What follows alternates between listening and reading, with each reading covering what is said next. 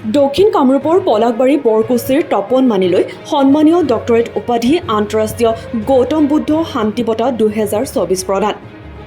ভাৰত আৰু নেপাল চৰকাৰৰ অমৈহতীয়া Indo Nepal leadership কনভেণ্টৰ উদ্যোগত নেপালৰ ৰাজধানী কাঠমাণ্ডুত অনুষ্ঠিত তৃতীয় বাৰ্ষিক দীক্ষা সমাৰোহত global chambers of commerce industry and agricultural আৰু ইণ্ডিগেটেড গ্ল'বেল বিশ্ববিদ্যালয় নতুন দিল্লীয়ে পলাশবাৰীৰ তপন মানিলৈ সন্মানীয় ডক্টৰেট উপাধি প্ৰদান কৰে। ভাৰত আৰু নেপাল চৰকাৰৰ কেইবাজনো মন্ত্ৰী আমোলৰ লগতে ত্ৰিভুৱন বিশ্ববিদ্যালয় কাঠমাণ্ডুৰ উপাচাৰ্য উপস্থিতিত মালিক ডক্টৰেট উপাধি প্ৰদান কৰা হয়।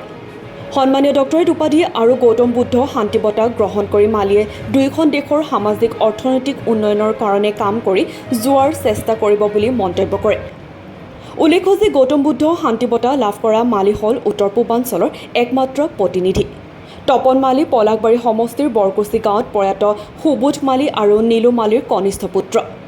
তপন মালিৰ এই সাফল্যতাত দক্ষিণ কামৰূপ বিভিন্ন দল সংগঠনে অভিনন্দন জ্ঞাপন কৰিছে।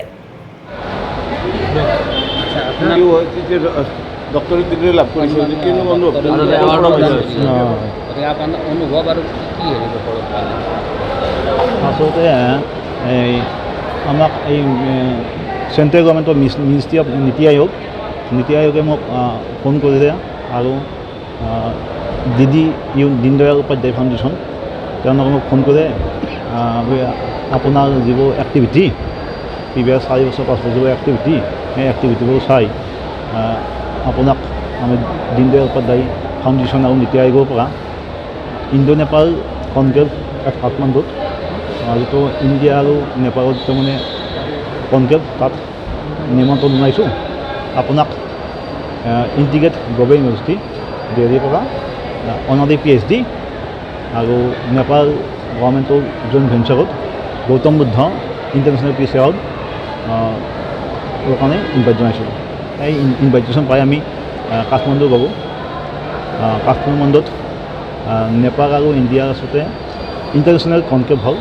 তাত ইণ্ডিয়া আৰু নেপালৰ কালচাৰেল এক্সচেঞ্জ আৰু ইণ্ডিয়া আৰু নেপালৰ বিজনেছ ডিছকাশ্যন বা এক্সচেঞ্জ অফ বিজনেছ তেনেদৰে এগ্ৰিকালচাৰ অৰ্গেনিক ফাৰ্মিং এইবোৰৰ ওপৰত ডিছকাশ্যন হ'ল আৰু আমাৰ কোম্পানীয়ে তাত কি হেল্প কৰিব পাৰোঁ বা নেপাল গভৰ্ণমেণ্টে আমাক সেইখিনি ছাপৰ্ট দিবৰ কাৰণে তাতে আমাক বিজনেছ এক্সচেঞ্জ বা কালচাৰ এক্সচেঞ্জ বা তাৰে যিখিনি global chamber of commerce industry and এগ্ৰিকালচাৰৰ যিখিনি মেম্বাৰ্ছ আছে তেওঁলোকৰ এটা পেনেল ডিছকাশ্যন হ'ল। পেনেল ডিছকাশ্যন হোৱাৰ পিছত নেপাল গভৰ্ণমেণ্টে আমাক বহুত হেল্প কৰিম বুলি কৈছে। মোৰ ওচৰত তেওঁলোকে ইয়াত ইনভেষ্ট কৰিব আমিও তাত ইনভেষ্ট কৰিম তেনেকুৱা এটা ডিছকাশ্যন হৈছে। আৰু আমাৰ আছাম গভৰ্ণমেণ্ট আৰু চেণ্ট্ৰেল গভৰ্ণমেণ্টৰ ৰিকুৱেষ্ট মতে আমি আচলতে এই প্ৰধানমন্ত্ৰী TB মুক্তি অভিযানৰ আণ্ডাৰত দুখন ডিষ্ট্ৰিক্টত আমি TB পেচেণ্ট কেয়াৰটেকাৰ লৈ আছিলোঁ আৰু তেওঁলোকৰ সম্পূৰ্ণ নিয়মানুসৃতে আমি কেয়াৰটেকাৰ দায়িত্ব লৈছিলোঁ।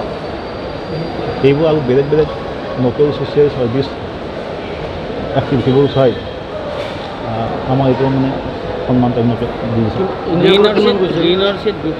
আপুনি MD হিচাপে বিভিন্ন সময়ত সমাজত বিভিন্ন ধৰণৰ সহযোগিতা কৰি আছে। এই ডিগ্ৰীটোৱে আপোনাক আৰু কেনেদৰে উৎসাহিত কৰিলে? এই ডিগ্ৰী দুটাই আমাক বহুত উৎসাহিত কৰিছে, কাৰণ আমি যিখিনি সমাজৰ কাৰণে কাম কৰি আছোঁ আৰু ভৱিষ্যতে কৰিম বুলি পৰিকল্পনা কৰিছোঁ,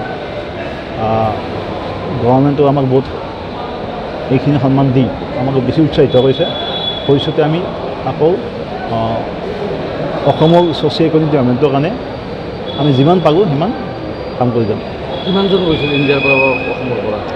অসমৰ পৰা আচলতে অসমৰ পৰাতো ময়ো গৈছিলোঁ। আমাৰ ইণ্ডিয়াৰ পৰা আমাক টোটেল 10জনক চিলেকশ্যন কৰিছে। অসমৰ পৰা মোকে চিলেকশ্যন কৰা গৈছে। অসমৰ মাত্ৰ অসমীয়া হিচাপে আপুনি? মই নেপালত হৈছিল এইটো? নেপাল কাঠমাণ্ডুত। ঠিক আছে।